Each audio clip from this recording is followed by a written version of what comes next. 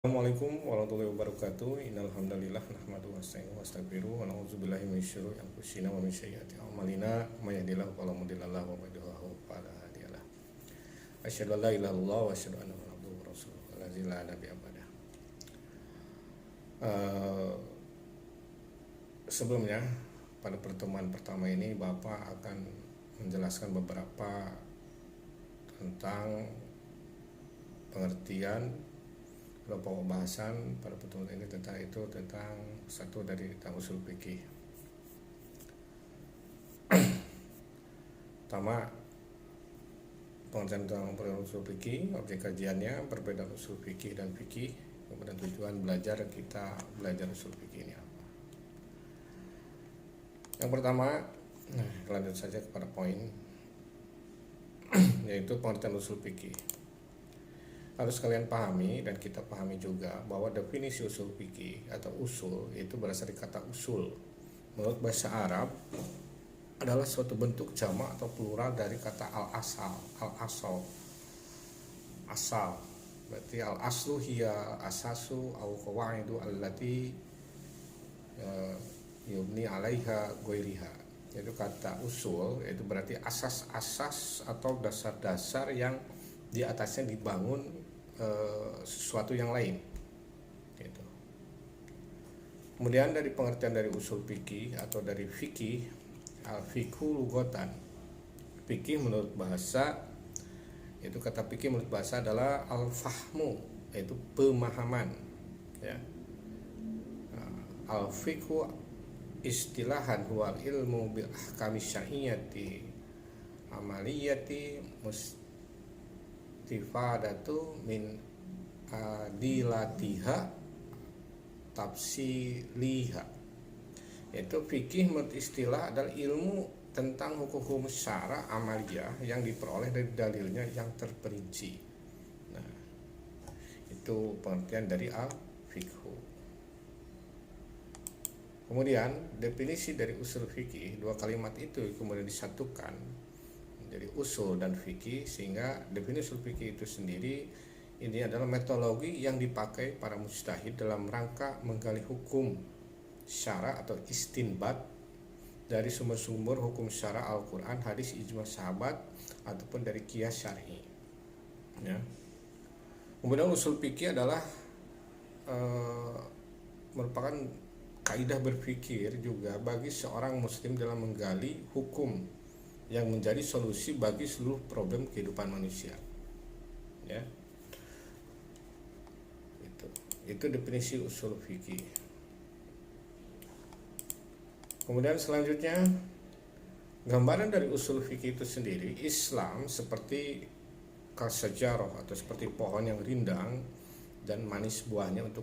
Untuk menikmati buahnya dibutuhkan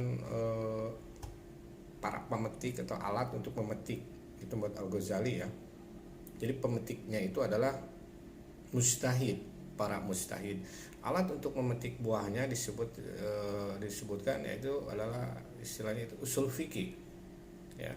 Maka yang penting bukan hanya keberadaan mujtahidnya ya, yang bisa menggali hukum dari sumber hukum tersebut, tapi juga adanya usul fikih merupakan hal yang sangat penting. Kemudian objek kajian dari usul fikih, kajian dari usul itu sendiri ya. Objek kajian pertama maudu usul fikih yaitu dalil-dalil ijmali, satu itu ya. Dalil-dalil ijmali atau disebut juga dalil syara atau sumber hukum seperti Al-Qur'an, Sunnah, kemudian ijma, sahabat, qiyas syar'i yang dibahas dari segi pembuktian atau kehujahannya sebagai dalil dan kedudukan dalam istidlal atau pengambilan sebuah kesimpulan dari sebuah dalil. Oke. Kemudian selanjutnya nomor 2 yaitu hukum syara ya.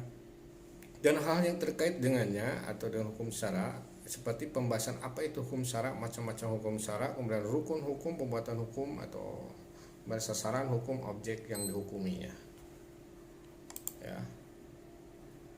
Kemudian yang nomor 3 itu dalalah lafzi, yaitu pengertian makna yang ditunjukkan oleh dalil. Jadi dari Al-Quran dan As-Sunnah tersebut juga fahmu dalil, pemahaman terhadap dalil seperti mantuk, mafhum, umum, khusus, mutlak, muqayyad, dan yang lainnya. Itu merupakan salah satu objek dari kajian usul fikih itu sendiri. Kemudian yang keempat yaitu ijtihad dan taklil. Seperti pembahasan tentang definisi, hukum dan syarat ijtihad atau taklid, juga pembahasan tentang ta'adul dan tarajih, gitu kan. Itu objek kajian usul fikih itu dananya ada 4 ya. Pertama dari dalil ijmali, kemudian hukum syara, kemudian dalalah lafzi, konten dari makna dari sebuah dalil, kemudian ijtihad dan taklid. Kemudian objek kajian usul fikih. Kemudian selanjutnya itu objek kajian usul fikih ya. Itu hukum dari dalil syara, kemudian dari hukum dari dalil syara, kemudian kalau dibagikan itu dari dalil syara itu di bawah, kemudian di ijtihad di tengah-tengah, sehingga muncullah di atas itu nanti adalah hukum syara. Seperti itu. Kemudian perbedaan usul fikih dan fikih. Nah, jadi sebelum melanjut nanti pembahasan lebih lanjut lagi, nah kita harus tahu antara perbedaan antara usul fikih dan fikih. Ya.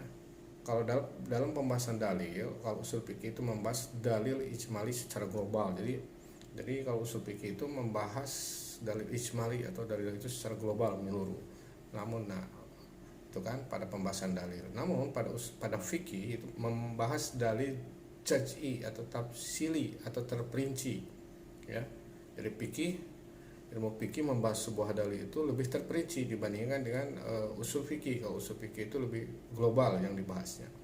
Kemudian dari segi fakta keilmuan, dari segi ilmu, kalau usul fikih itu kaidah untuk mengistinbat hukum syara. Jadi kaidah di mana di dalamnya ada kaidah-kaidah untuk mengistinbat hukum syara. Sedangkan fikih ilmu tentang hukum syara'nya. Seperti itu. Kemudian pada aspek bahasa ya, kalau usul fikih itu membahas aspek bahasanya ya. Nah, kalau fikih tidak membahas aspek pada bahasanya, jelas seperti kan.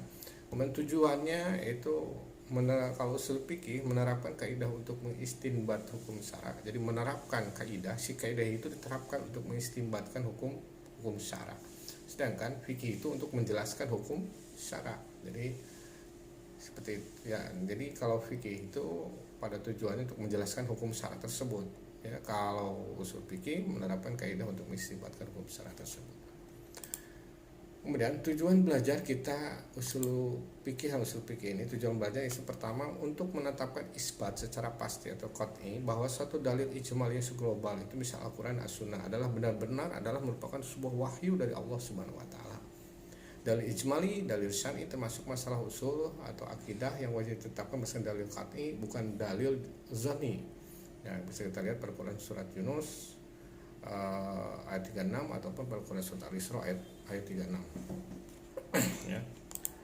Maksudnya tujuan nomor 2, tujuannya kita belajar ini fikih usul fikih ini itu bagi para mujtahid untuk menerapkan kaidah-kaidah usul fikih pada dalil-dalil yang tafsiri atau mengisbatkan hukum syara yang mutlak diperlukan oleh kaum muslimin dalam kehidupan mereka.